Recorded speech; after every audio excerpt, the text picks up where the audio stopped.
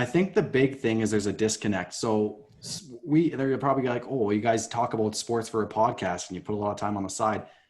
Don't get me wrong. Sports are a big part of society as a whole, and they're important. They provide value to a community. They rally people behind one cause. They bring attention to certain platforms like Black Lives Matter, and when NFL does Breast Cancer Awareness Month, and they draw awareness to support the troops. Like they're a great catalyst to draw attention to really big causes.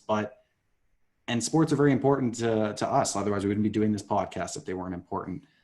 But there's sports and there's real life. And I think that's the disconnect, where as important as sports are to us as fans, to players, to coaches, and to the causes they bring attention to, even it shouldn't come at the expense of Tre'Davious White's son. It shouldn't come at the expense of, whoever's grandma who's susceptible to that. Like, sports are important, but they're not that important. And I think that's something that people just get so caught up in all of this that they forget what's really important. I love sports, and I'd be very sad if all sports did disappear for quite a few months. But guess what?